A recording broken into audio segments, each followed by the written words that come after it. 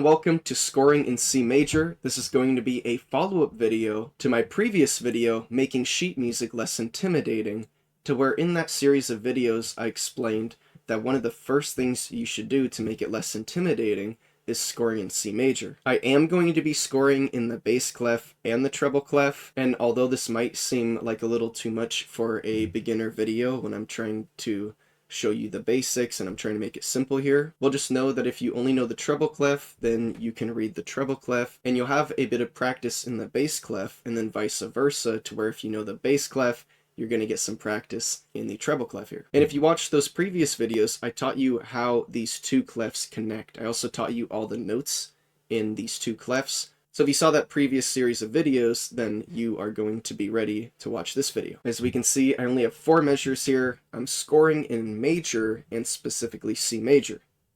We'll see in my next video, we're going to be scoring in other major keys. We're going to be trying 2 keys out that are on the sharp side of the circle of fifths that contain sharps, and then we're going to try 1 key out that has flats, just to kind of get both sides of that. And I think the flats are a little more confusing, so I'll save that for the end of that video. After that, I'm going to have another mini series like where I have scoring in major here, and instead this will be scoring with relative keys.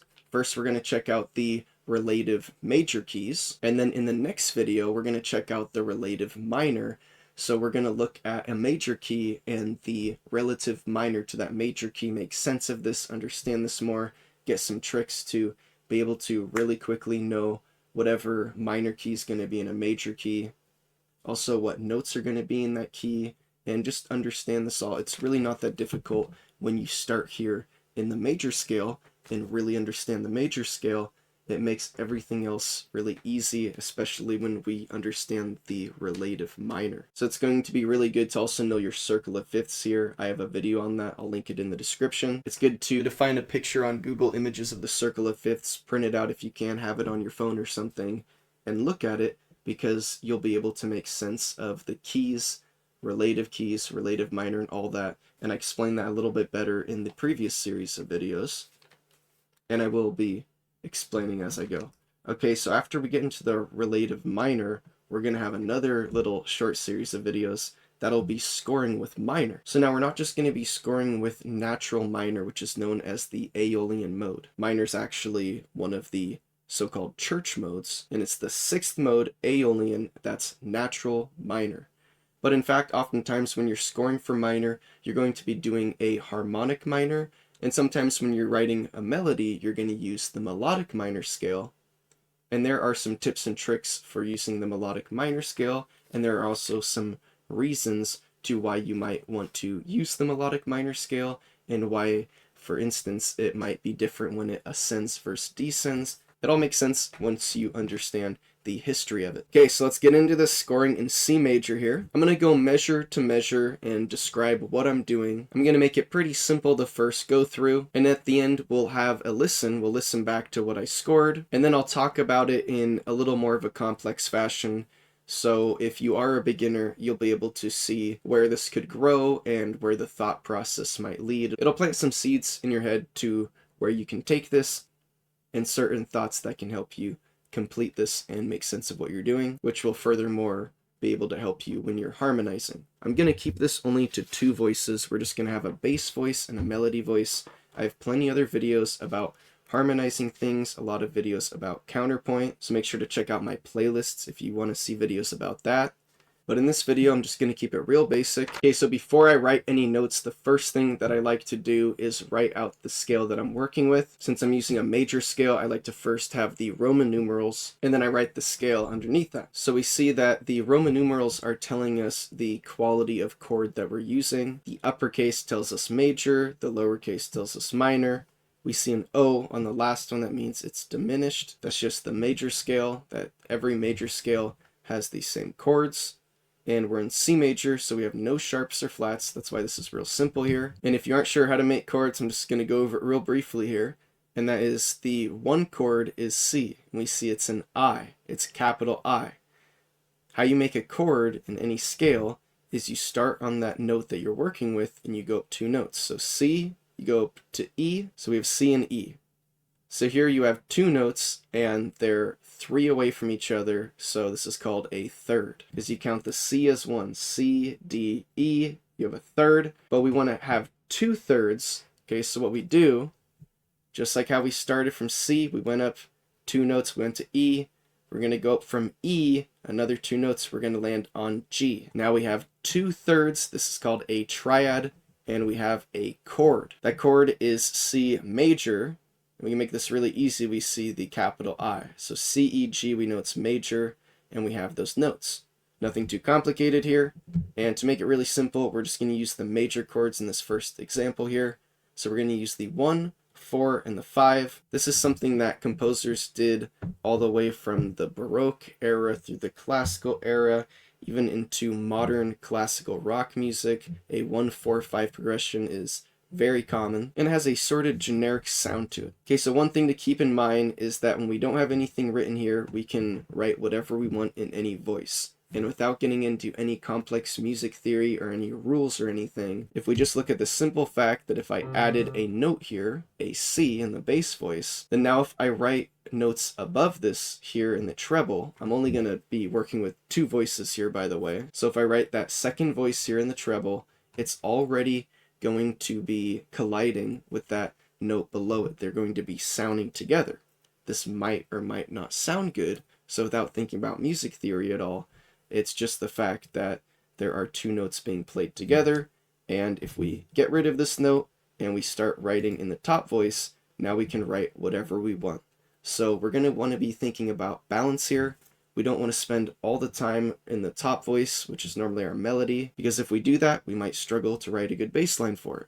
We also don't want to spend all of our time in the bottom line in the bass voice, because then we might struggle to make a good melody. So let's think about balance. I'm going to go through some notes, explain this a simple way the first time. We're going to listen to it at the end, and then I'll describe some more complex stuff at the end, so you can get an idea of where this can lead to and the thought processes that can be behind completing this, especially if you want to think about harmony.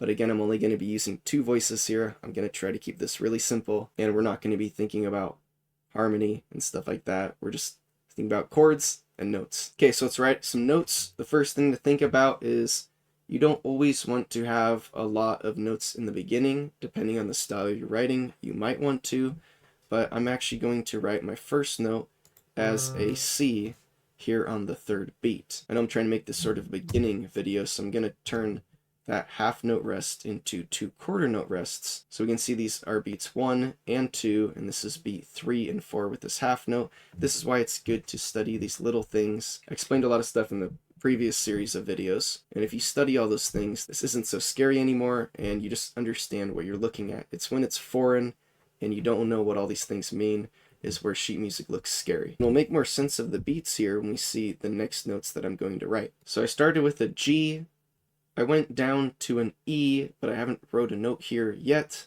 and then I have a C.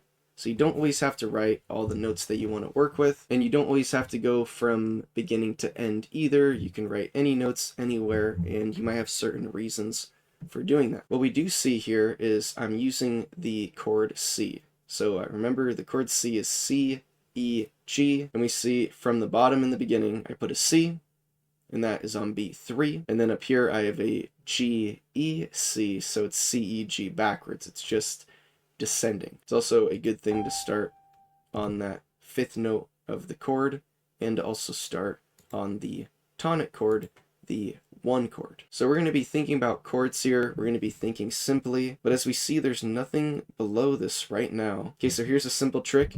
If you have two notes in the chord that you're working with, and there's a gap in the middle of them, you can fill in the notes that are in the middle of them. So here we see that we had an E and a G, and I put that F in the middle. This is known as a passing tone. Okay, now let's get into the next measure. Okay, so let's see what I did. I did a B, and then a C and a G. Again, first go around, I'm just going to explain this real simply. So I'm still thinking about the chord C here. So I'm thinking about the notes C, E, and G. And if you notice something, I have the note C here, and I have the note C here, and I went down to a B. Although B doesn't belong in the chord, it is the note that is just one note below the notes that you're working with. Okay, so all that we have here is the notes from the beginning going down. they go down a little more here, and they go up. I'm trying to not put a bunch of rules in here and stuff like that, so if you think it's weird that I put the B here, I will explain that more after the playback. Okay, so the next choice of notes that I'm going to do is going to be in the bass. Now remember, I'm thinking about the C chord. So C, E, G are the notes, and I could write a C here in the bass again, but we see I already did that before, so that can be kind of boring. And I do want a note, so I'm just going to choose a different note that's in the chord. I'm going to choose E, and this shows us that we don't need to have the notes in the chord in order. So we are working with the notes C, E, and G, and in fact we can scramble those notes and put them in any order that we want. These are known as inversions of the chord, and you can get into some music theory stuff about this, but again, I'm going to try to leave that out of this video and just focus on scoring the music notes and two voices here. Okay, so my next choice, I'm just going to do a C. Okay, we also see that I chose a C and a G in the top voice, and then now I have an E in the bottom voice, so now I have all those notes in the chord. This is something good to do, because now you actually establish this chord. C, E, G. Now my next choice, I'm just going to go back down to C. I could keep an E, but I think that's kind of boring. I could go up to a G, but I think it's a better choice to actually go down to a C here, even though I did do that in the beginning. You got to remember that simplicity is not always boring. It would be boring to keep having the same note, but doing something simple like this is not necessarily going to be boring. Okay, so I focused on C for the first measure and the second measure. Now let's do a different chord in the third measure. Let's work with F, since I said we're going to work with the major chords. So we'll do the notes F, A, and C. Okay, so let's see what I'm going to do here. Okay, so I added an A, and that gets held out for a half note. That goes up to B and C, and those are both quarter notes. Now I'm going to explain the thought process of this, and that is that from the beginning it was going down, and we see the shape of that, and then it starts going back up, and it gets held out. So from where it gets held out, you're almost thinking this is probably a climactic period, because we went all the way down just to go up, and then right before we went up, we have something called a leap here. We have a bigger gap between these notes before we see the notes went down just one at a time, basically, and now there's this big jump between this note and that note. This is something that's common in a climax. But then after this, in the next measure here, measure 3, what we're working with now, I did another note that gets held out, and it is a note higher than the note that we just had. So it's like the climax goes even a little bit higher, and then past this we have 2 more steps. So it's playing into everything, and it's also adding some stuff that's unexpected. And if you think of like a roller coaster, when you're going up those tracks, it's kind of like you're at the top and you stay there, and then you're going up another little section, and then you're going up a little more and a little more. It may not be exactly like that, but it's sort of an analogy for the fact that we're just going up a few more steps, and you're not actually expecting that to happen most likely. So now I'm gonna choose the notes in the bass voice. Okay, here's what I did, and I'm gonna add something a little more to this in a second. But first off, I have the notes F, A, F, and then C. So we see these are all just notes that are in the chord. But I think this is a little boring because we've had a lot of just quarter notes one after another. We have had some half notes in here. But here in measure 3, there's not a lot going on. It's going up from the F to the A, and it's going right back down to the F. We've already used a similar thing before, to where a note goes down and back up to the same note. But it is good that some things are sort of repetitive, because that's a natural aspect of music. But again, we want some balance, so instead of just having only quarter notes, I'm gonna add 2 eighth notes here, and it's still going to end on that note that I wanted it to end on, but there's going to be a note in the middle of that. There's also a little more of something going on here that I'll explain after the playback. We'll go on to the last measure though. Okay, so now again, you don't have to start beginning or end in any particular order, and oftentimes you want a reason for doing what you're doing. So the reason why I chose to do the last notes here is because I wanted to end on chord 5, and I'm also looking at where the notes are before, and it looks like this would be a good position to put these to where it's not too far away from anything, and I won't have to do anything too crazy at the end. So we have the note B and we have the note G, and I want to do a G chord which has the notes G, B, and D. So now I just want to think about what other notes can I put here in the top voice and in the bottom voice so that I can complete this. So we're thinking about the notes G, B, and D. Let's see what I'm going to do. So we see here in the top voice, I started with a B, and then as we make our way to the G, I went through an A as that passing tone. So the A doesn't belong in the chord, but since it's in the middle of these two notes in the chord, it's perfectly fine. And it has a good sound to it. Okay, and then let's see what I did here in the bass voice, something kind of similar, to where I chose the next note a step away from the note before it, and playing into what happened above, I chose to go down from the note before. So we see the note before, it goes down. Now here in the bottom voice, this note goes up. We see the note before, and it goes up here into this next measure. So as one goes down, one goes up, and they're sort of going into each other because of that. And we see the note D with that B above that. So it's just other notes that are in the chord. We also didn't have the note D, and now we have the note D, so we have that complete G chord, G, B, D. Then we see something interesting down below, to where we have the note D and B, which belong in the chord, and then again, I did a passing tone in the middle of this. Now this works perfectly fine because right above it, we had a passing tone at the same exact time. And I'll explain the complexities and the significance of this after the playback. Okay, and now without doing anything too crazy here, I'm just going to add an extra 2 notes at the end. It's just going to make it sound a little more complete at the end, because now we have all the notes in that chord. We have a G, B, and a D. And again, the order of them can be scrambled up, doesn't matter. Okay, so now let's listen to a playback, and then I'll explain some more stuff at the end.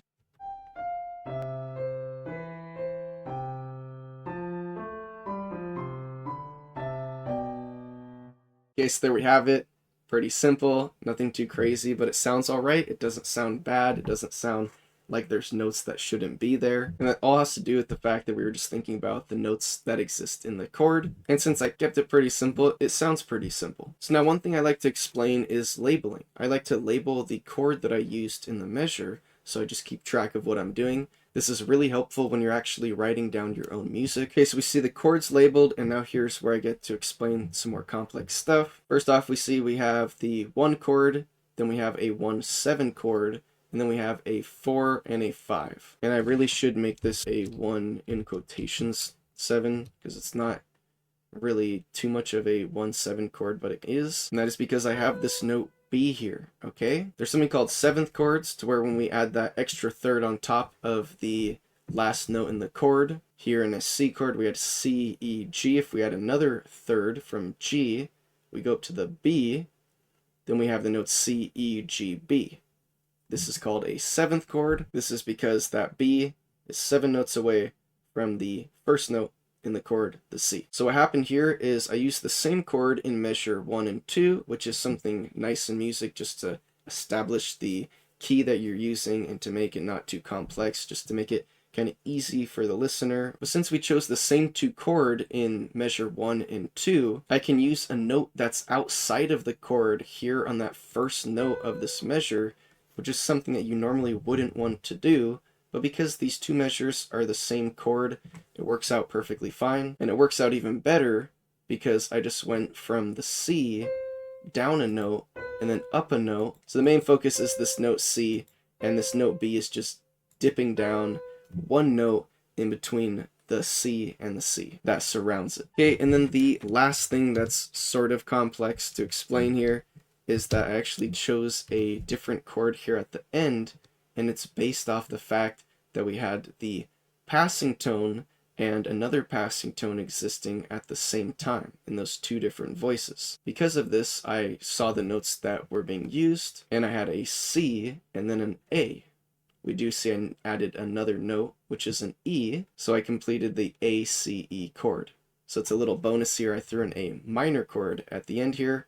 I was only using the major chords, and since I had the note A up above and the note C down below, I could have easily chosen to do an F instead and made this an F-A-C chord, but I thought, why not make it a little more interesting and just throw in something here and add that minor chord here at the end, just for that quick moment that exists as a passing chord in between the 5 chord here and the 5 chord here. Okay, so that's it. Scoring in major, C major. I tried to make this as short as possible. I actually made this a first time, and it was way too long, so I'm here remaking this. And there's just so much to explain that I have to explain certain things that I know it's not going to be the shortest video, but thank you for sticking around. Thanks for watching. I hope you learned something. If you enjoyed the video, I'd appreciate it if you give it a thumbs up, and you could always give me a comment telling me what you liked about it, what you think I could do a next video about or something like that. And I'm going to keep uploading a lot of videos, so stay tuned. Subscribe if you want to keep in touch with my channel. And until next time, take care and goodbye.